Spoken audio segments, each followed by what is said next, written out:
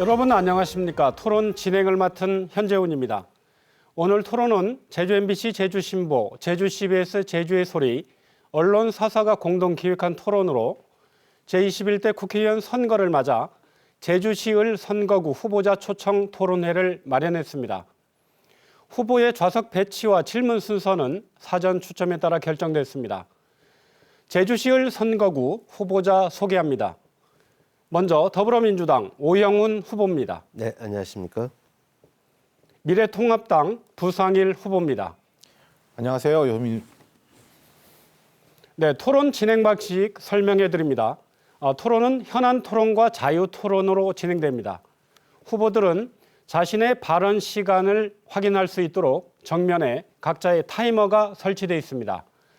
발언 시간이 다 되면 진행자가 10초 전 고지를 합니다. 각 후보들은 원활한 토론 진행을 위해 발언 시간을 지켜주시기 바랍니다. 또 상대 후보를 비방하거나 주제에서 벗어난 발언은 삼가 주실 것을 당부드립니다. 그러면 정해진 순서에 따라 출마의 변 들어보겠습니다. 먼저 더불어민주당 오영훈 후보부터 시작하겠습니다. 발언 시간 1분입니다. 시작하겠습니다. 네, 안녕하십니까? 더불어민주당 오영훈 후보입니다. 지난 4년 전에 제주시민께서 보내주신 성원과 지지 덕분에 20대 국회에서 국회의원으로 의정활동을 할 수가 있었습니다. 4년 동안 열심히 뛰었습니다. 그리고 그런 과정에서 최순실 게이트, 그리고 박근혜 대통령의 탄핵, 그리고 문재인 정권의 탄생의 과정에서 주도적인 역할을 할 수 있었습니다. 물론 성과도 있었습니다. 공익경직불제의 도입, 그리고 당근과 월동무에 대한 재보험 품목 지정 등의 성과가 있었습니다. 그렇지만 출신학교 차별금지법, 4.3 특별법의 개정에 대한 처리가 되지 못한 점 아쉽게 생각하고 있습니다.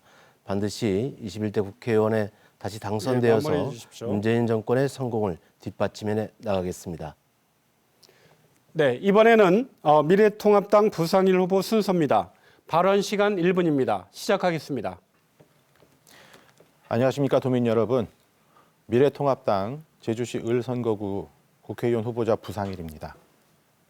저는 부족한 사람입니다.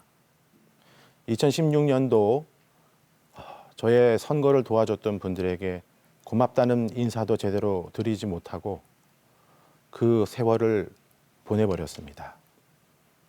섭섭한 마음에 저에게 야단치시는 분도 계시고 아직 제가 찾아뵙지 못했기 때문에 그 말을 듣지 못한 분도 계십니다. 오늘 이 자리 제가 공천을 받고 처음 공식적인 행사에 섰습니다. 이 자리를 빌어 저의 부족함을 용서해 주시라는 용서를 구하겠습니다. 그리고 저는 간절한 사람입니다. 저의 꽃다운 40대를 여러분들을 위해 일하고자 이렇게 다시 도전하게 되었습니다. 네, 마무리해 주십시오. 네, 이번에는 주요 현안에 대해 각 후보의 입장과 선거 정책에 대해 알아보는 현안 토론 시작하겠습니다. 진행 방식은 한 후보가 정해진 주제에 대한 입장을 1분간 발표합니다. 발표가 끝나면 상호 자유 토론이 이어지게 됩니다. 이 자유 토론에선 후보당 각각 3분의 발언 시간을 쓸 수 있습니다. 그러니까 여러 번 나눠서 질문, 답변을 이어갈 수 있습니다. 그럼 첫 번째 주제들입니다. 대표적인 현안 제2공항 문제입니다. 제2공항에 대한 찬반 입장을 비롯해 공론화 문제, 갈등 해법 등 관련 내용에 대한 후보들의 생각 들어보겠습니다. 먼저 부상일 후보부터 제2공항에 대한 입장을 발표하겠습니다. 발언 시간 1분입니다. 시작하겠습니다. 네, 제2공항은 조속히 실현돼야 한다는 것이 저의 명확한 주장입니다. 제2공항은 단순히 공항을 하나 더 짓는 문제가 아니라 우리의 미래를 준비하는 중요한 경제적 인프라를 구축하는 사업이기 때문입니다. 그런데 이렇게 중요한 문제에 대해서 지금 제주도의 대표적인 정치인이라고 할 수 있는 더불어민주당 소속의 국회의원이나 도의원분들은 아직 명확한 입장을 표명하지 못하고 있는 것 같습니다. 저는 오늘 이 자리를 빌어서라도 그 점에 대해서 명확한 입장을 좀 말씀을 해주시고 그 입장을 바탕으로 서로 소통하고 대화할 수 있는 길이 열리기를 바랍니다. 오영훈 후보께서 오늘 저와 같이 토론을 하시게 되었는데 이 점에 대해서 명확한 입장을 밝혀주시죠. 네, 부상일 후보의 입장 들었습니다. 지금부터 부상일 후보의 입장을 놓고 두 후보의 자유 토론이 있겠습니다. 후보당 발언 시간 3분입니다. 오영훈 후보의 발언으로 시작하겠습니다. 네, 부상일 후보께서 제주 제2공항과 관련해서 조속한 추진에 대한 입장을 말씀을 해주셨습니다. 그렇지만 제주특별자치도가 생긴 이후에 우리는 강정 해군기지 문제를 가지고 국책사업의 추진에 대한 찬반 갈등을 통해서 엄청나게 많은 시련을 겪어왔습니다. 또다시 제2공항 추진과 관련된 찬반 갈등이 재현되고 있습니다. 이 찬반 갈등을 해소하지 못한다면 제주 공동체를 유지하기는 저는 어려울 수밖에 없다고 봅니다. 이러한 부분에 대한 갈등 해소의 측면에서 이 문제는 또 어떻게 바라보고 있는지 부상일 후보의 입장을 듣고 싶습니다. 네, 부상일 후보, 네. 오영훈 후보의 질문에 대한 답변 상호 토론 시간입니다. 상호 토론이 예. 진행 방식이군요. 예. 저는 공론화와 관련된 여러 가지 논의 그리고 도민 사회의 분열 이런 말씀에 대해서 충분히 고려해야 된다고 생각합니다. 그런데 여기서 중요한 점이 있습니다. 우리가 제2공항의 문제를 언제부터 논의했는지 그것을 돌이켜봐야 된다는 것입니다. 제2공항이 결정된 것은 5년 전쯤이죠. 2015년경으로 생각하는데 그 이전에 몇 년간 용역조사 보고서도 했었고요. 그보다 더 훨씬 이전에는 우리 제주도민의 열망을 가지고 제2공항을 그때는 신공항이라는 말씀을 많이 했었는데 신공항을 추진해야 된다는 강렬한 의지 표명을 정부에게 했었습니다. 적어도 한 20년 가까이 그런 의지 표명이 있었음에도 불구하고 정부가 그 결정을 내려주지 않는 과정에서 우리 도민사회는 제주가 홀대받는 것이 아니냐 이런 얘기까지 나왔었습니다. 그렇다면 지금 도민사회의 분열이라는 것이 다시 20년 뒤로 돌아가자는 말씀이신지 아니면 적어도 5년 뒤로 돌아가자는 말씀이신지 저는 그게 궁금합니다. 네, 찬반 갈등에 대한 해소 방법을 제가 여쭈었는데 그 부분에 대한 답변은 명확하지 않다고 생각되어지고요. 다시 다른 질문을 하나 드리겠습니다. 부상일 후보께서는 제2공항 배후지에 저희도청을 이전한다고 주장하신 걸로 알고 있는데 현재도 그 입장이 유효한지 먼저 묻고 싶습니다. 제2공항의 문제를 얘기하기 위해서는 공항이 왜 필요한지에 대한 얘기를 먼저 해야 됩니다. 제2공항은 단순히 지금의 제주공항이 복잡하기 때문에 공항을 하나 더 만들자는 문제가 아닙니다. 지금 AI 시대가 도래한다고 하고요. 앞으로 10년 뒤, 20년 뒤에는 우리 인간의 여가 시간이 더 많아질 것이라는 것은 누구나 다 공감하는 내용입니다. 그런 여가 시간에 우리가 무엇을 할 것인지 생각해 본다면 결국 지금 제주에서 가장 중요한 산업인 관광산업이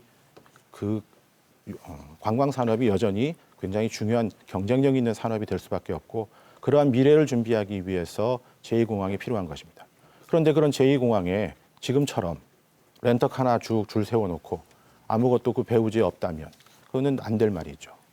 행정기관을 그로 이전한다는 것은 새로운 시도를 하자는 것이고 그러한 시도를 하기 위한 준비를 지금부터 해야 된다는 얘기입니다.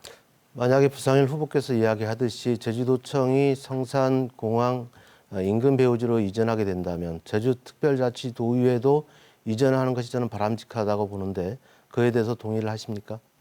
저도 그렇게 생각합니다. 네, 그러면 제주도청과 제주도의회를 비롯한 다수의 관련된 공공기관이 이전이 불가피할 것으로 보이는데요.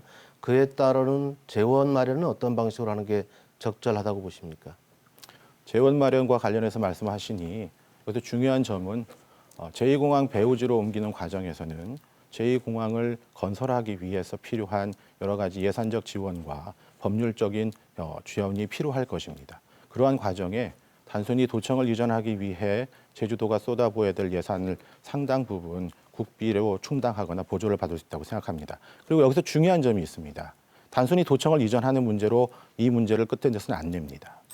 이것은 행정시인 제주시와 서귀포시의 자치권을 얼마나 확대하는 문제냐, 그리고 더불어 도청이 이전했을 때 지금의 제주 시내권의 경제적인 역할을 어떻게 형성할 예, 것이냐의 마무리해 문제와 주십시오. 연결됩니다. 네, 지금 부상일 후보는 그 상호 자유토론 시간 3분이 다 됐고요. 오영훈 후보님 1분 30초 남아 있습니다.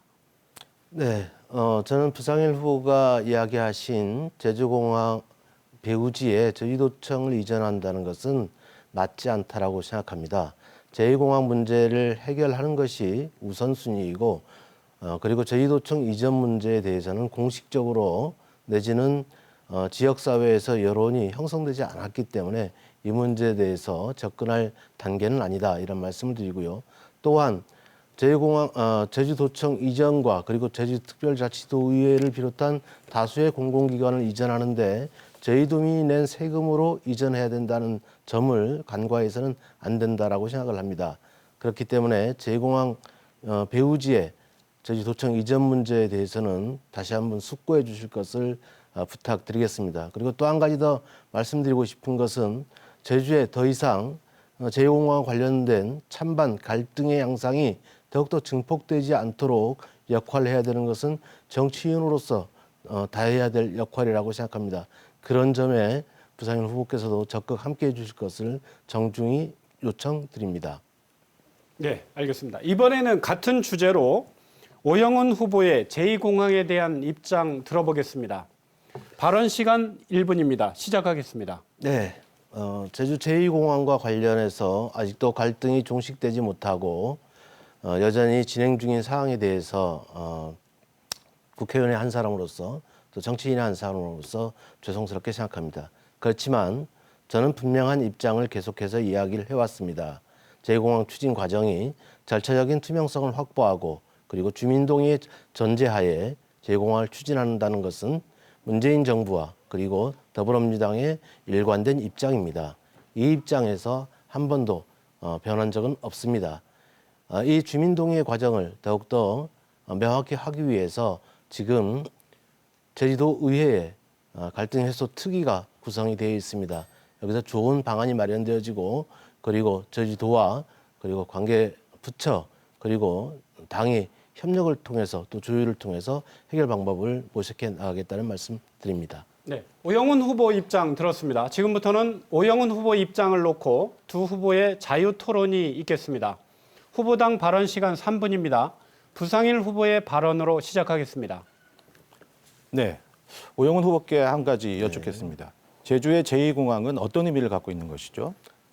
제주의 제2공항 문제에 대해서는 현재 현 공항으로 수용 능력이 있느냐 문제에 대해서 문제 제기가 됐던 것이고 그리고 관광객 전망 그리고 공항 이용객 전망을 계속해서 우리가 보고서를 통해서 봤을 때 현재의 제주공항으로는 한계가 있다라는 그런 지적들이 있어 왔습니다. 그래서 신공항 문제가 지역사회에서 여론화가 되었고 그리고 정부도 이와 관련된 결정을 하게 된 겁니다.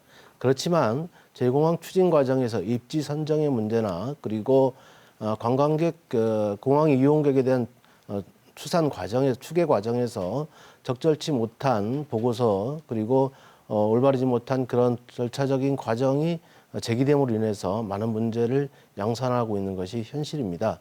그렇기 때문에 절차적 투명성을 확보하고 법과 질서에 따라 절차에 따라 문제를 해결해 나가는 것이 필요하다라고 생각합니다. 저의 질문은 네. 제2공항이 제주에 어떤 의미를 갖는가였습니다. 지금 말씀하신 내용을 제가 제대로 이해했다면 지금의 제주공항이 복잡하기 때문에 하나를 더 짓자 이런 차원으로 이해하시는 건가요?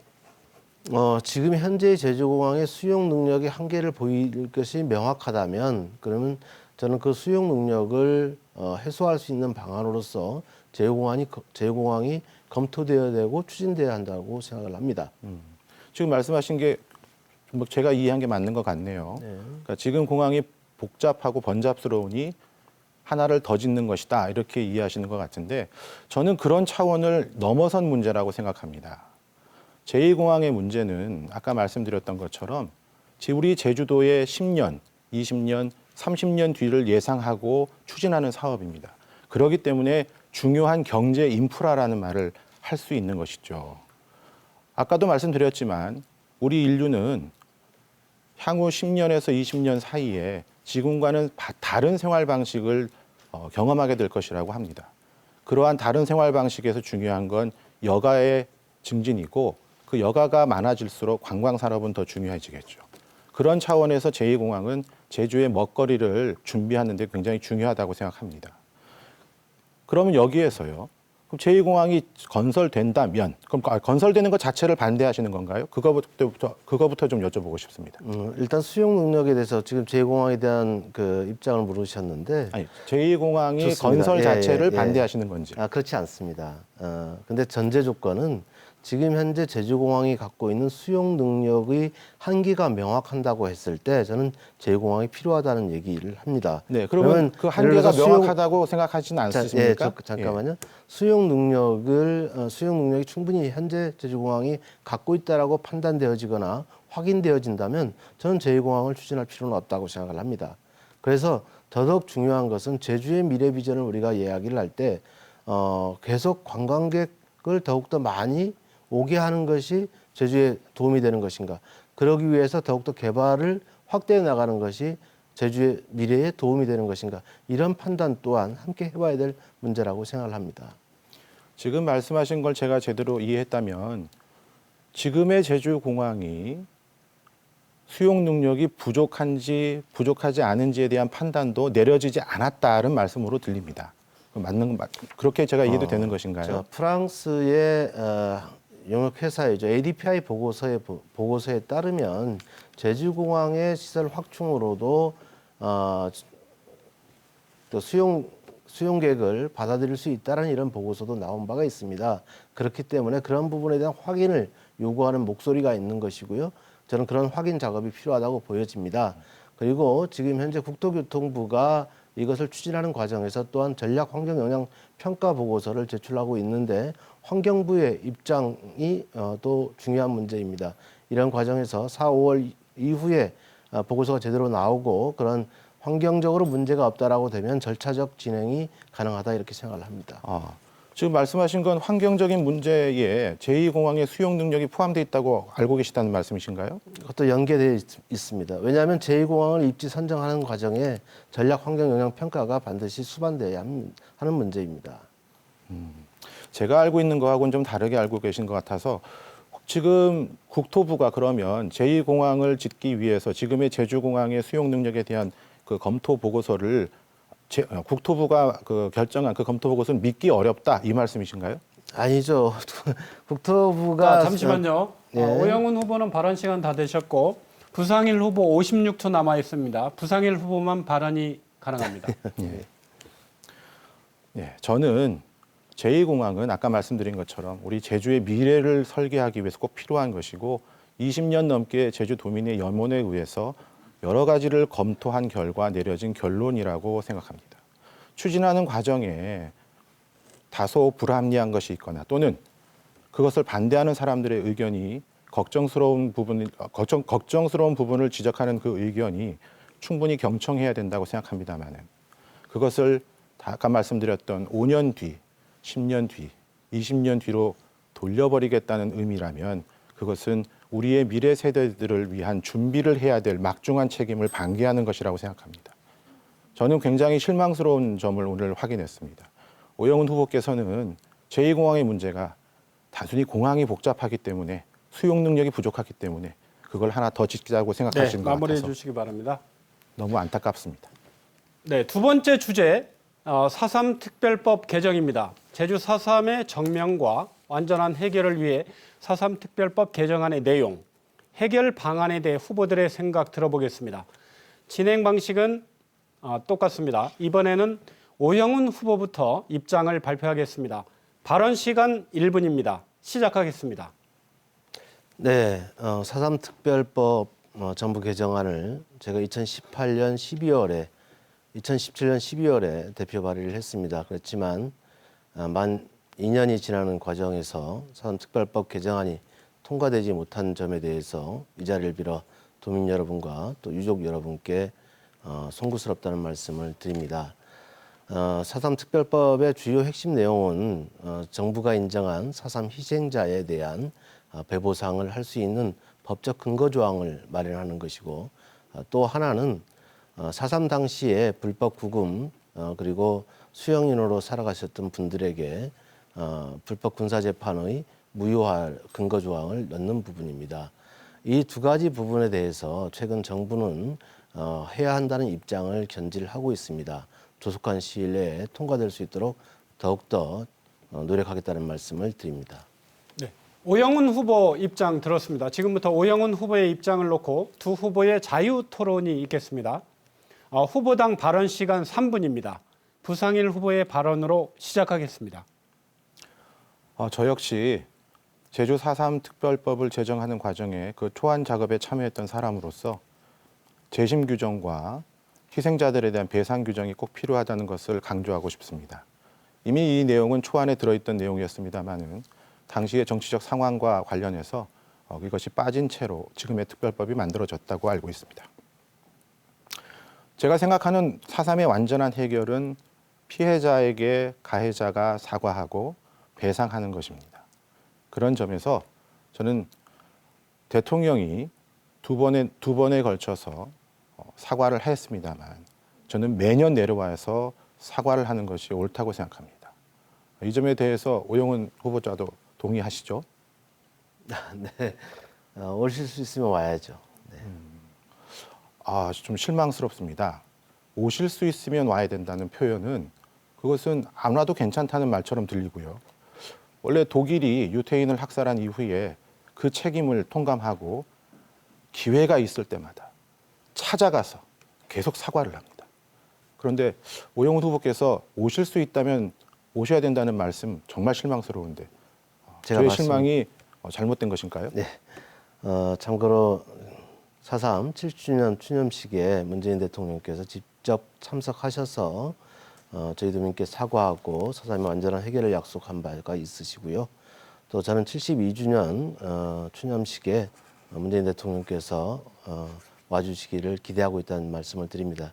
그렇지만 이명박 정부, 박근혜 정부의 과정에서 대통령께서 한 번도 방문하지 않았었던 기억도 우리 제주도민과 유족이 정확히 하고 있다는 점을 다시 한번 상기시켜 드리겠습니다. 네. 그러면 제가 볼 때 말씀하신 것처럼 이명박 대통령이나 박근혜 전 대통령께서 제주에 내려와서 사과하지 않은 거 잘못됐습니다. 그렇게 해서는 안 됩니다. 반드시 내려오셔서 사과를 했어야 됩니다. 그런 점에서 제가 다시 묻고 싶습니다. 문재인 대통령께서는 한번 내려와 사과하셨습니다. 그럼 그걸로 충분한가요? 충분하지 않고요. 저는 또 오실 거라 생각합니다. 그럼 이번에는 내려오지 않습니까? 반드시 내려오셔야 되는 거 아닌가요?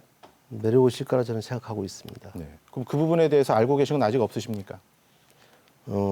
제가 명확하게 대통령의 일정과 관련해서 말씀드리기는 어려운 자리라고 생각합니다. 알겠습니다. 경우의 문제와 관련이 있기 때문입니다. 물론 그렇죠. 예. 그러면 약간 좀 화제를 바꿔서 아까 특별법 개정안을 전면 개정안이죠. 네네. 2017년 12월에 발의하신 걸로 알고 있습니다. 그럼 지금까지 통과가 되지 않았는데 통과가 되지 않은 이유에 대해서 명확히 알고 있는 바가 좀 없습니다. 그래서 저는 제가 공천 받는 날 오영훈 후보께 공식으로 질의를 했습니다.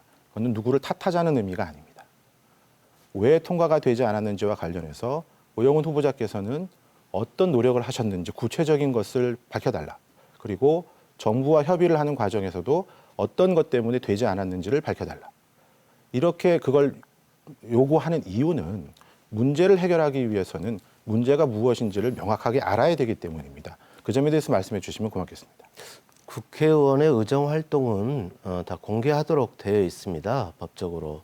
그리고 국회의원이 대정부 질문을 하게 되면 생방송을 통해서 온 국민께 알려드리고 있습니다. 그리고 각 상임위원회 내에서 발언한 회의록에 대해서도 속기록이 공개되도록 되어 있습니다.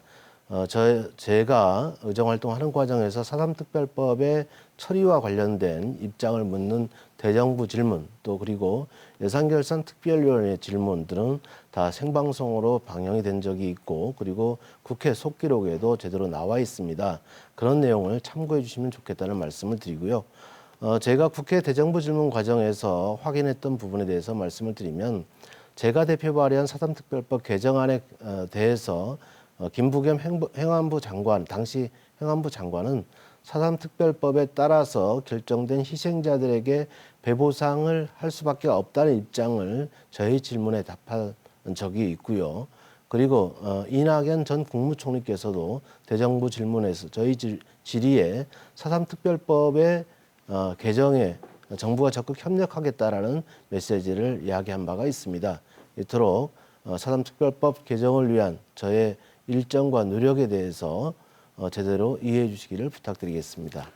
오영훈 후보자께서 말씀하신 내용을 종합하면 정부도 찬성하고 네. 의회도 찬성하는 거 아닙니까? 네네. 근데 왜 통과가 안 됐죠? 네, 당시 자유한국당 의원들의 반대가 있었다고 저는 생각을 합니다. 작년에 사삼특별법 개정안을 행안위 담당 상임위인 행정안전위원회 법안심사소위원회에서 논의를 했습니다마는 두 차례 논의가 있었고 그 이후에는 여야 간사 간 합의가 이루어지지 않고 있어서 논의가 지연되고 있는 현실입니다. 즉 거기에는 이채익 자유한국당 행안위 간사의원의 반대가 있는 것으로 저는 홍익표 더불어민주당 간사의원을 통해서 전해 들었다고 말씀드립니다. 지금 말씀하신 것이 아주 중요한 부분인데요. 이채익 당시 자유한국당 간사가 반대를 했다고 하셨는데 앞으로 오영훈 후보께서 발언할 기회에 그 반대의 구체적인 내용을 어떻게 알고 계신지를 말씀해 주시기 바랍니다. 아까 그리고, 말씀을 드렸습니다. 네. 그리고요. 지금 오영훈 후보자께서 말씀하신 예, 부상일 후보님 발언 기회 있으니까요. 이번엔 같은 주제로 부상일 후보 입장 들어보겠습니다. 발언 시간 1분입니다. 시작하겠습니다. 네. 제가 기사를 하나 읽어보겠습니다. 제 발언 시간을 여기에 할애하겠는데요. 지난 그 예비 후보로 출마하셨던 그 부승찬 후보의 보도 내용입니다. 부승찬 예비 후보는 4.3 개정안 발의일이 1917년 12월 19일인데 소위가 2018년 9월과 2019년 4월 단 2번뿐이다. 아직 행정안전위 소관 심사 소위도 계류 중이고 상정되지도 못했다. 도대체 첫 관무부터 넣지 못하고 있는 것이다 라고 현재 상황을 말하고 경선과 총선에 임박해서 오영훈 후보가 다시 4.3 개정안 문제를 띄우고 있다. 소관위원회 계류 중이라는 사실에서 알 수 있듯이 그동안 개정안 통과를 위해 국회에서 일하지 않았던 자신의 무능함을 인정하는 것이다 라고 꼬집었습니다.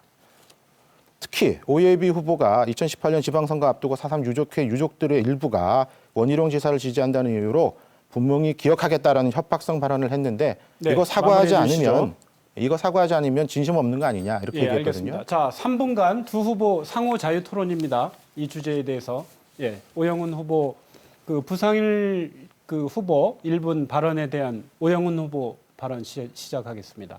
각 후보당 시간 3분입니다. 네, 부상일 후보가 사삼특별법 처리 과정과 관련된 질문에 대해서 사실관계를 제대로 확인해서 말씀을 하셔야 한다고 생각을 합니다. 제가 행안위 법안심사 소위장에 직접 들어가서 당시에는 4.3 유족회장님을 비롯한 유족회 임원진들도 있었고요. 저희시 지역구 의원이신 강창일 의원을 비롯한 행안위 의원들도 참석을 했었습니다.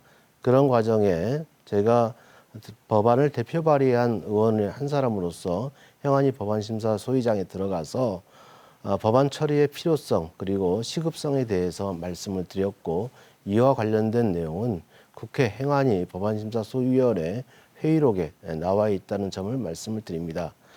그리고 제가 이 자리에서 부상일 후보께 질문을 드리고 싶은 부분은 제가 2017년 12월에 대표 발의한 4.3 특별법 전부 개정 법률안에 주요 내용을 보게 되면 4.3 특별법의 정의 조항을 바꾸는 문제 그리고 두 번째는 희생자에 대한 배보상의 근거 조항을 담는 문제 그리고 수용인에 대한 불법 군사 재판의 무효화 조항 근거 조항을 담는 문제 그리고 4.3을 왜곡 날조하는 세력에게 그리고 처벌 조항을 두는 조항 이러한 내용들이 주요 내용이 되겠습니다. 이 내용 전부에 대해서 같은 입장을 갖고 계신지 동의하고 계신지에 대해서 먼저 답해 주시기 바랍니다. 저는 아까 처음 말씀드린 것처럼 배보상의 문제와 재심 규정과 관련된 부분은 동의를 합니다만 그 문구 하나하나를 다 동의하지는 않습니다. 4.3의 정의 규정과 관련해서도 지금의 4.3 특별법의 정의 규정을 개정해야 될 이유를 전 찾지 못하겠습니다. 처벌 조항과 관련해서는 이미 많은 논란이 있는 사안인데요. 이미 형법에 처벌 조항이 있는 상태에서 특별히 처벌하는 조항을 갖춰야 되는 것에 대한 법조계의 논란을 참조해 주시기 바랍니다. 네, 그러면 정의 조항의 개정에 대해서는 찬성하지 못한다는 반대한다는 입장을 말씀해 주셨고 그리고 처벌 조항에서도 반대하는 입장을 말씀을 해주셨습니다. 다만 조문에 약간의 차이는 있지만 배보상 문제와 재심 관련 규정에 대해서는 찬성한다는 입장을 말씀해 주셨는데 그러면 이 법률안의 통과를 위해서 부상일 후보도 노력을 했어야 한다 이렇게 말씀을 드리고 싶은데요. 제가 2017년 12월에 법안을 대표 발의했으니까 그 이후에 지금까지 혹시 부상일 후보께서 이 법안의 통과를 위해서 당시 자유한국당, 현재의 미래통합당 지도부 또는 동료 국회의원들에게 소속 국회의원들에게 협조 요청이나 도움 요청을 해본 적은 있으신지 말씀해 주시기 바랍니다. 정말 안타깝습니다. 막중한 책임을 갖고 있는 국회의원의 역할을 어떻게 했는지에 대한 제 물음에는 별다른 대답이 없으셨어요. 저는 그때 자연위원이었고 그리고 당시 자유한국당을 탈당한 상태였습니다. 무소속 상태였죠. 그렇기 때문에 제가 알고 있는 지인들에게 개인적인 부탁을 하는 것 이상 할 수 있는 게 명확하게 없었습니다. 너무 안타깝습니다. 저에게 그런 일을 할 수 있는 기회가 주어졌다면 그럴 능력과 그런 권한이 주어졌다면 아마 지금 제주 4.3 특별법 개정안의 논의는 훨씬 많이 진전되어 있을 것입니다. 오영훈 후보께서는 대정부 질문 몇 번 그리고 소위 2번 열린 것이 본인의 노력이라고 말씀하시는데 원래 입법 과정에서 해당 의원들 찾아다니면서 이 법의 필요성을 역설하고 설득하고 하는 것은 단순히 회의장에서만 열리는 것은 아니지 않을까요? 그리고 소위원회 회의록에도 보면 4.3 특별법 개정과 관련돼 오영훈 후보께서 발언하신 내용은 몇 줄 되지 않습니다. 어떤 노력을 했는지 좀 더 소상하게 밝혀주시길 바라고요. 특히 기재부가 반대하는 것으로 알고 있는데 그 기재부의 반대를 극복하기 위해서는 무슨 노력을 하셨나요? 기재부가 반대하고 있다는 얘기를 저는 공식적으로 확인한 바가 없습니다. 그 공식적으로 확인한 내용이 있으시면 저에게 알려주시면 그 내용을 답변 드리겠다는 말씀을 드리고요. 작년에 오마이뉴스에서 나왔던 기사입니다. 제주 4.3 특별법에 대한 자유한국당 의원들은 예, 마무리해 어떻게 주시죠. 답한다 이런 내용이 있는데 대부분 예. 반대한다, 유보한다는 입장의 내용이었습니다. 네, 마무리해 주십시오. 오영훈 후보 발언 시간 다 됐고 부상일 후보 1분 남아 있습니다. 정말 안타깝습니다. 다시 한번 확인하게 되네요. 그런 의원들을 당이 다르다고 하고 진영이 다르다는 이유로 찾아가서 설득하지 않았다는 말씀을 고백하시는 것밖에 더 되겠습니까? 저는 제주 4.3은 누군가의 정치적 전유물이 아니라고 생각하고 저희 당의 황교안 대표도 제주 4.3의 역사는 대한민국의 역사다라는 4.3 챌린지에 동참하시고 그리고 이 특별법의 제정이나 개정에 대해서 어떤 이유로 반대하는지 그 점이 도대체 보도자료를 보고 알고 계시다는 것에 너무 안타깝습니다. 유족분들에게 지켜보겠다라는 그러한 억압적인 언사까지 하시면서 유족분들과는 얼마나 소통하고 계셨는지도 제가 잘 모르겠는데 참 저에게 그런 기회가 주어졌다면 좀 다르게 해결할 수 있다는 그런 생각만 더 깊어집니다. 4.3의 완전한 해결 우리 세대에 꼭 해야 됩니다. 네, 우리 마무리해 미래 세대에게 주십시오. 이 부담을 전가시켜서는 안 됩니다. 네, 세 번째 주제 지역 경제 활성화 문제입니다. 경기 불황으로 인해 침체된 지역 경제 살리기 그리고 코로나19로 인한 경제 활성화 대책에 대한 후보들의 생각 들어보겠습니다. 진행 방식은 같습니다. 이번에는 부상일 후보부터 입장 발표하겠습니다. 발언 시간 1분입니다. 시작합니다. 네. 경제 활성화를 주제로 합니다만 저는 지금 현안 문제인 코로나19 사태로 인해서 우리 제주 경제, 그리고 대한민국 경제, 세계 경제가 엄청난 타격을 입고 있다는 점을 먼저 말씀드리고 싶습니다.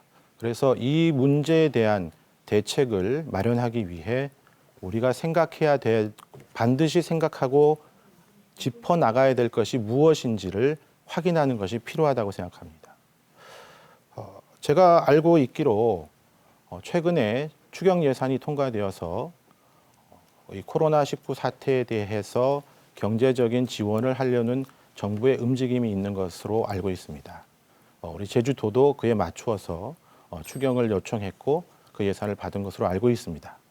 그런데 이 예산에 진정 우리 제주의 경제 위기를 해결하기 위해서 꼭 필요하다고 반영된 것이 마무리해 무엇이 주십시오. 있는지 그걸 좀 듣고 싶습니다. 네, 부상일 후보 입장 들었습니다. 지금부터 부상일 후보 입장을 놓고 두 후보 간 상호 자유 토론입니다. 이번에는 후보당 발언 시간이 2분입니다. 앞서 3분 했는데 이번에는 2분씩 주어집니다. 오영훈 후보의 발언으로 시작합니다. 네, 지역 경제 활성화 그리고 코로나19에 따른 대응 대책에 대해서 부상일 후보의 얘기를 들었습니다. 물론 정부가 추진하고 국회가 최근에 결정한 추경 예산안의 통과에 대해서 다소 긍정적인 표현을 해주신 데 대해서 이 자리를 빌어 고마운 말씀을 드립니다. 우리 정부는 11조 7천억이라는 추경 예산안을 통해서 긴급하게 어려움에 처해 있는 소상공인과 자영업자들에게 조금이라도 도움이 되고자 하는 대책을 마련을 해왔습니다. 그렇지만 저는 이 추경안으로는 부족하다고 생각이 되어지고요. 저는 2차 추경을 통해서 보다 더 어려운 우리 국민들에게, 특히 자영업자, 소상공인들에게 그리고 비정규직 노동자 그리고 특수고용직 노동자 등에게도 도움이 될 수 있는 그런 긴급 재난수당이 도입돼야 한다는 생각을 갖고 있습니다. 이 부분에 대해서 부상일 후보는 어떤 생각을 갖고 있는지 말씀해 주시기 바랍니다. 우선은 그 답을 말씀드리기 전에 11조 7천억 원의 추경이 편성됐다고 말씀하셨는데요. 그럼 제주의 예산은 어느 정도였고 그 구체적인 예산의 항목은 어떤 것이었는지 그걸 말씀해 주시는 게 순서라고 생각합니다.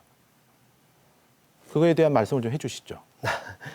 그 파악이 아직 안 되셨군요. 예. 지금 11조 7천억에 대해서는 예산이 추경이 편성이 되었고 제주도에 그와 관련된 예산은 340억이 내려오게 되고 방역과 그리고 자금 대출 지원 등의 업무에 쓰이게 될 것으로 알고 있습니다. 자세한 내용은 제주도청을 통해서 확인해 보셔야 한다고 생각합니다. 여기서 저는 한 가지 자료를 하나 보여드리고 싶습니다. 이거는 맥킨지 보고서를 요약한 것인데요. 우리 제주가 굉장히 중요한 그 위기에 처해 있다는 걸 보여줄 수 있는 자료입니다. 코로나19가 안정되었을 때, 여기 좀 비춰주시면 감사하겠는데요.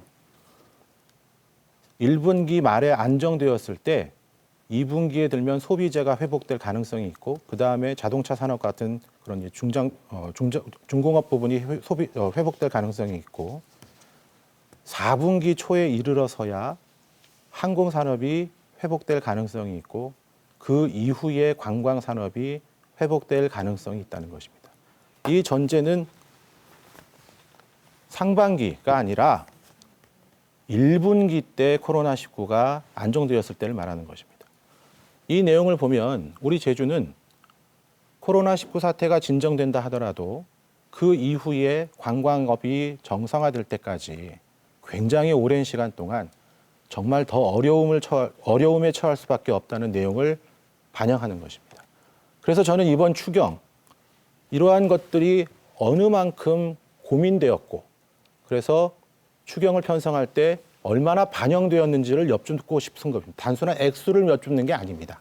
그 점에 대한 이런 점들이 반영이 되었는지를 말씀해 주시기 바랍니다. 네, 그러면 그 코로나19 이후 지금 하반기에도 경제적 어려움이 커질 것이다라고 이렇게 말씀하셨는데 그렇다라고 하면 예를 들어서 기본소득 등을 포함해서 우리 국민들에게 어려움을 겪고 있는 국민들에게 현금을 지급하는 방안 등 여러 가지 방안을 하는 2차 추경에 찬성한다고 제가 이해를 해도 되겠습니까? 추경은 필요하면 계속 해야 됩니다. 특히 경제 활성을 위해서는요. 저도 동의합니다. 근데 기본소득에 대해서는 부정적인 입장을 지난 방송에서 이야기를 한 것으로 알고 있는데 그 부분은 마무리해 어떻습니까? 주십시오, 오영훈 후보님. 많은 오해를 갖고 계신 것 같습니다. 기본소득 개념이 아니라 어떤 개념으로라도 지금 우리 도민들에게 도움이 된다면 필요합니다. 그러나 아까 말씀드린 그러한 부분 마무리해 주십시오. 예, 이번에는 같은 주제로 오영훈 후보의 입장을 들어보겠습니다. 발언 시간 1분입니다. 시작합니다. 네, 코로나19 관련해서 제주도가 상당히 큰 어려움에 직면하고 있습니다. 2020년 3월 최근 여신금융협회에서 발표한 자료에 따르면 전월 대비 신용카드 가맹점 승인액 현황이 나왔습니다. 그런데 감소 비율이 17개 시도 중에서 제주도가 가장 큰 것으로 나타났습니다. 전국 평균이 마이너스 12%인데 반해 제주도는 마이너스 27%로 2배 이상의 격차를 보여주고 있습니다. 제주의 자영업과 지역 경제가 그만큼 어렵다는 것을 말해주고 있습니다. 이렇게 어려움을 겪고 있는 자영업자, 소상공인, 저소득층에게 긴급 재난수당을 당장 지급해야 한다고 생각합니다. 제주특별자치도가 우선적으로 나서야 하고 정부와 국회가 입법적으로 마무리해 보완해야 주십시오. 한다 생각합니다. 네, 오영훈 후보 입장 들었습니다. 오영훈 후보의 입장을 놓고 두 후보 상호 자유 토론입니다. 후보당 발언 시간 2분입니다. 부상일 후보의 발언으로 시작합니다. 예, 오영훈 후보께 묻겠습니다. 아까 오영훈 후보께서 인용하신 자료가 굉장히 좋은 자료인데요. 전국 평균 카드 사용액이 마이너스 12%가 아까 12%를 말씀하셨는데 제주인 경우 마이너스 27%입니다. 특별히 제주도 도민들이 카드 사용액을 줄여서 이런 것입니까? 아니면 다른 이유가 있는 것입니까? 그만큼 경제적인 여건 자체가 어려워졌기 때문에 카드 사용액이 줄었다라고 판단하는 것이 일반적인 평가입니다. 제주에서 카드 사용하는 사람은 제주 사람만은 아니겠죠. 관광객들이 상당 부분을 차지할 텐데 그로 인한 카드 소비액의 감소라고 보지는 않으십니까? 그 부분도 분명 포함돼야죠. 네, 맞습니다. 그렇다면 제가 아까 말씀드린 것처럼 코로나19 사태로 인해서 제주의 확진자 수가 다른 지역보다 적다는 것이 안심할 상황이 아니라는 것입니다. 세계 경제가 회복되는 과정에 제주 경제도 회복이 되겠지만 결국 제주 경제의 가장 큰 부분을 차지하는 관광업은 가장 마지막에 회복될 가능성이 있다는 것입니다. 이걸 준비해야 되지 않겠습니까? 거기에 대해 동의하시나요? 관광업의 활성화를 준비해야 된다는데 물론 다 동의를 하죠. 그렇지만 구체적인 정책을 이야기해야 될 시점이라고 생각합니다. 지금 국민들이 어렵다라고 아우성을 치고 있는데 도민들도 힘들다고 몸부림치고 있는데 어떻게 도움의 손길을 내밀 것인지에 대해서 구체적인 정책을 통해서 예산을 통해서 제시하는 것이 정치인의 기본적인 자세라고 저는 생각을 합니다. 그렇기 때문에 저는 긴급 재난수당을 도입해야 된다라고 주장을 하고 있는 것이고요. 그렇지만 이런 기본소득의 개념 그리고 국민들에게 도민들에게 현금을 지급하는 부분에 대해서 입장을 명확하게 밝히는 것 또한 상당히 중요한 문제라 생각을 합니다. 어떤 입장을 밝히는가? 저는 아까 찬성한다고 말씀드렸지 그럼 않습니까? 긴급 재난수당도 찬성한다는 겁니까? 긴급 재난수당이라는 네네. 이름이든 네네. 아니면 구호기금이든 예. 무엇이든 예. 지금 도민들에게 바로 필요한 자금들은 예. 지출되어야 합니다. 그런데 아까 말씀하신 혹시 것처럼요. 입장이 바뀌신 건 아닙니까? 아닙니다. 원래 이 입장이었습니다. 원래 지금 기본소득에 제가 대해서 찬성하는 입장이었습니까? 다시 말씀드립니다. 네네. 명칭 가지고 지금 네. 싸울 때가 아닙니다. 네. 어떤 방식으로든 필요한 것은 지원해야 합니다. 네, 뭐 그런데 동의하시면 저는 좋다고 봅니다. 네, 다행입니다. 네. 그런데 말입니다. 지금 말씀하신 것 중에 여전히 남아 있는 것, 여전히 풀리지 않은 것이 있어요. 네. 당장 필요한 것만 지금 우리가 대증요법으로 처리해서는 미래를 준비할 수 없습니다. 올해 하반기, 심지어 내년까지 넘어갈 수 있는 관광의 위기, 이 점에 대해서 지금 준비하지 않고 그럼 그때 문제가 더 불거지면, 더 커지면 그때 가서 하겠다 이 말씀이신가요? 그렇지는 않고요. 현재 어려운 문제에 대해서 해결할 수 있는 방책이 제시돼야 된다는 점을 말씀드리고 제주 지역 경제를 구체적으로 어떻게 살릴 것인가에 대한 진단과 해법이 또 새롭게 제시되어야 한다고 봅니다. 저는 현재 1차 산업의 경쟁력을 우선 강화해 주는 것이 중요하다고 보여지고요. 그 1차 산업의 경쟁력 강화는 농가 소득의 향상을 통해서 도모해야 한다고 생각을 합니다. 저는 이러한 문제를 해결하기 위해서 밭직불금의 수준을 논직불금 수준으로 높이는 2배 이상으로 높이는 공익형 직불제와 그리고 당근과 월동물을 재보험 품목으로 지정함으로써 농가 소득을 향상시키는 데 도움이 되어 왔습니다. 즉 1차 산업의 경쟁력 강화와 그리고 서비스 산업의 경쟁력 강화를 통해서 네, 지역 경제의 마무리해 주시죠. 활성화를 이루어 나가야 한다고 생각합니다. 예, 알겠습니다. 자, 토론이 뜨거워지면서 제가 남았는데요, 시간이. 예. 나중에 주도권 토론 시간이 있으니까요. 아니 그 시간이 남아서 이 부분만 말씀을 좀 드리겠습니다. 예. 6초 남았는데 저는 오영훈 후보가 국회의원이시기 때문에 앞으로 벌어질 일을 고민하시라는 얘기입니다. 예, 마무리해 주십시오. 자, 토론 열기를 식히기 위해서 저희들이 OX 퀴즈를 준비를 했습니다. 질문은 2개입니다. 간단한 질문을 듣고 맞으면 O, 아니면 X를 들어주시기 바랍니다. 질문을 듣고 제가 OX판을 들어달라고 하면 바로 들어주시면 됩니다. 자, 준비되셨죠? 네. 예. 첫 번째 질문 드립니다.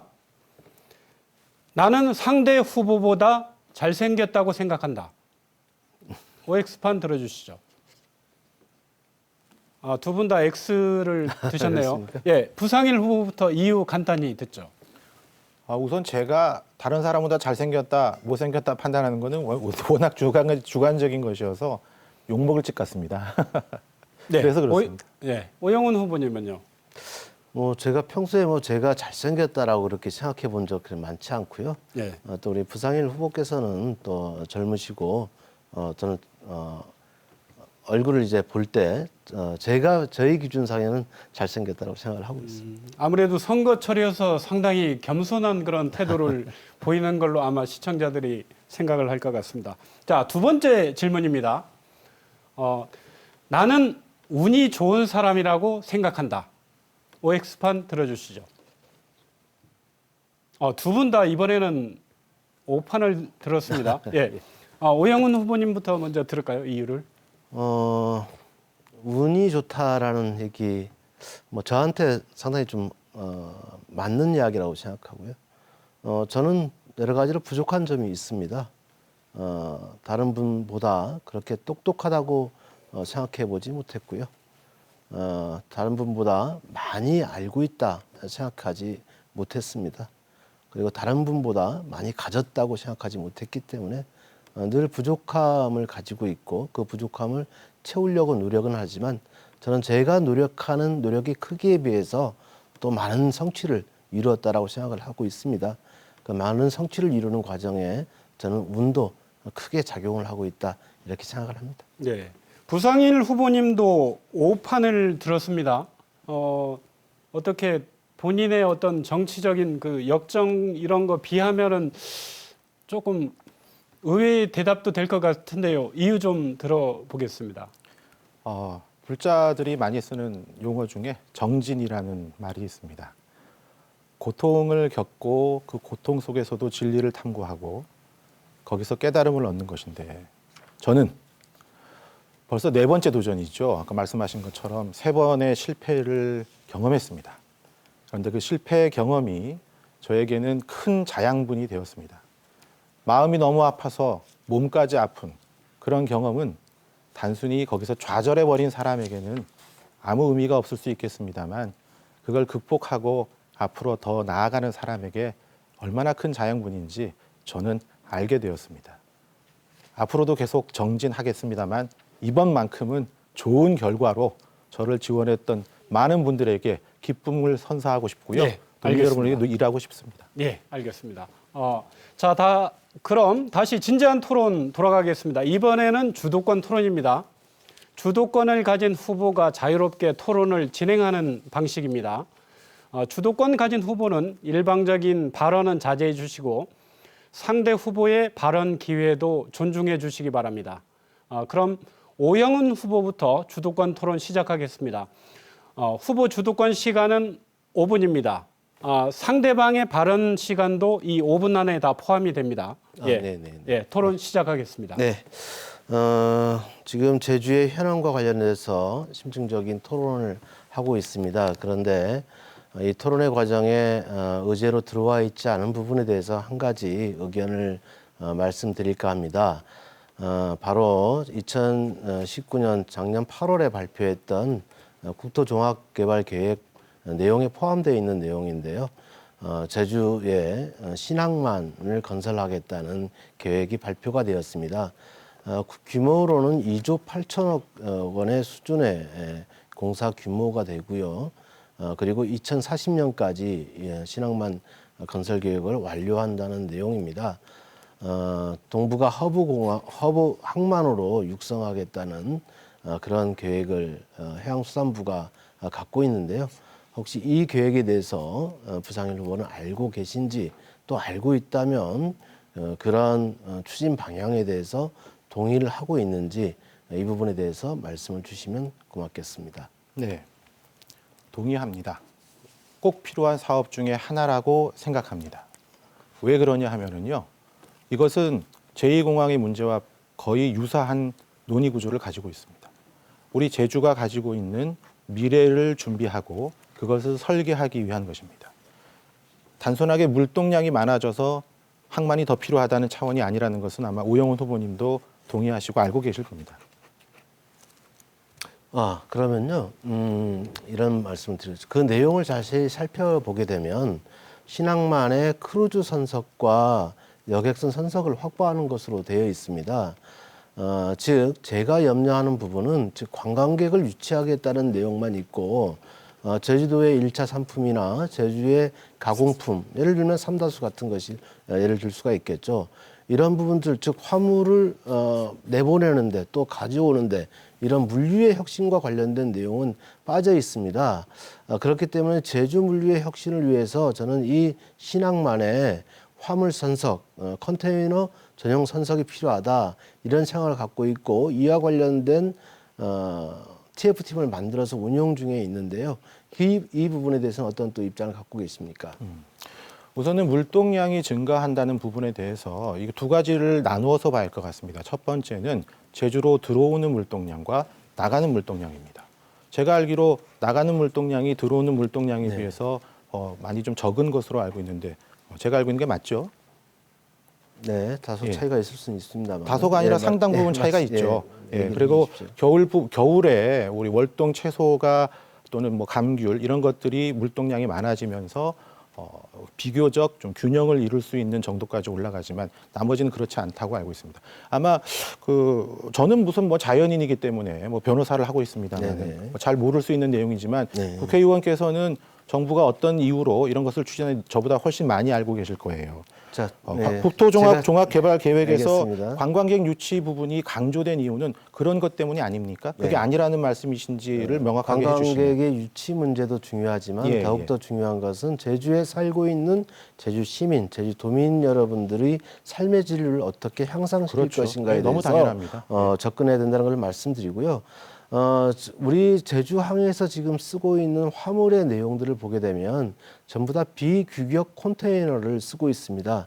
국제 표준 규격 컨테이너를 쓰는 것이 당연함에도 아직 이것을 개선할 준비가 안 되어 있다는 것이죠. 즉 물류 비용이 과다하게 책정될 수밖에 없는 내재적인 요인을 안고 살아가고 있다는 것입니다. 이 문제를 저는 혁신하지 않으면, 새롭게 국제 표준에 맞춰 나가지 못하게 되면 우리의 물류비 문제는 계속 높아질 수밖에 없다는 점을 말씀드리는 것이고요.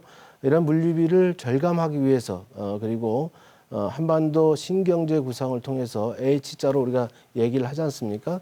남방 정책의 어떤 교두보를 확보할 수 있는 그런 새로운 항만으로 제주항이 개발될 수 있도록 해 나가야 된다고 생각합니다. 이를 위해서 저는 해양수산부 내에 TF팀을 만들어서 협의를 지금까지 세 차례 진행을 해왔고, 향후 TF팀을 통해서 최적의 대안을 제시하겠다는 말씀을 드립니다. 이러한 과정에 우리 부상일 후보께서도 많은 공감과 지지를 부탁드리겠습니다. 예. 남은 시간이 얼마 없는데 당연히 저도 그 부분에 동의합니다. 그리고 뭐 가능하다면 제 발언 시간을 이어서 계속 쓰고 싶습니다.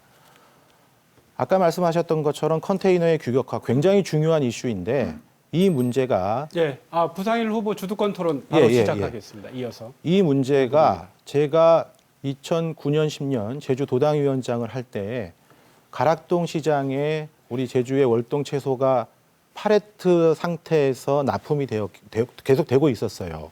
그것을 가락동 시장 쪽에서 규격화된 컨테이너를 이용하지 않으면 납품을 못하게 하겠다라는 취지에 정확하게 그 용어까지는 기억을 못하겠습니다만은 그렇게 이제 그걸 금지하는 그러한 이제 조치를 취하려고 했었습니다.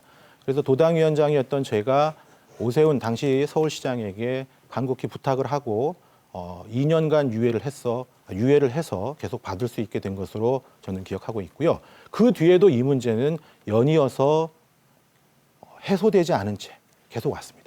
근데 혹시 그 그러면- 가락동 그 시장에 혹시 직접 가보셨습니까? 그 당연히 가봤죠. 하차 경매를 하는 걸 보신 적이 있으십니까? 경매하는 모습까지는 보지 못했습니다. 뭐 어. 경매하는 시간을 맞춰서 가야 되기 때문에. 네. 근데 제가 지금 드리고 싶은 말씀은 네네. 이 문제가 제가 도당위원장을 맡았었던 2009년부터 지금까지 해소되지 않았던 것이 왜 그런지 너무 궁금한 거예요.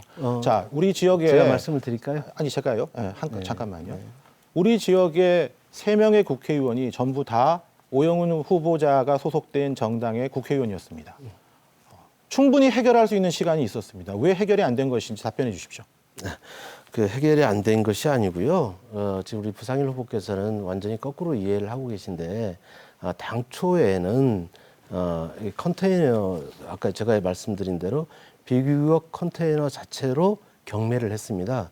즉 우리가 이제 그것을 화물차에 싣고 올라가서 가락동 시장에서 하차를 하지 않은 상태에서 경매에 바로 붙였던 것이죠. 근데 팔레트 경매로 바꾼 겁니다. 현재 상황에서 양배추 하차 경매를 이제 하겠다, 팔레트로 옮겨서 하겠다 이렇게 해서 바꾼 것을 예, 예. 말씀드리고요. 오영훈 후보자님, 그런 과정에서 문제가 제 있었습니다. 질문의 네. 취지를 잘못 알고 계신 것 네. 같아요. 잘못 이해하고 계신 것 같아서. 네. 그거 뭐 그러면 네, 제가 네. 수정하겠습니다. 네. 오영훈 후보자께서 말씀하셨던 컨테이너의 규격화, 표준 규격화, 표준화가 네. 중요하다는 얘기를 하셨는데 이러한 문제가 네네. 오늘 내일 발생한 게 아니라 네. 굉장히 오래 전부터 지금까지 왔다는 것이에요. 네네. 그럼 4년 동안 의정 활동을 하시면서 이 문제를 몰랐다는 것인지 아니면 네. 알고 있었지만 뭐 별다른 조치를 취하지 않았다는 것인지를 여쭙는 겁니다. 네. 알고 있었고요. 그런 문제에 대해서 도청 해양수산당국에 이런 문제를 제기를 했고 그리고 그런 지적에 또 동의를 했기 때문에 제가 아까 말씀드린 해수부가 주관하는 TF팀에 도청 해양수산 담당자들도 참여해서 논의하고 있다는 점을 말씀드리고요.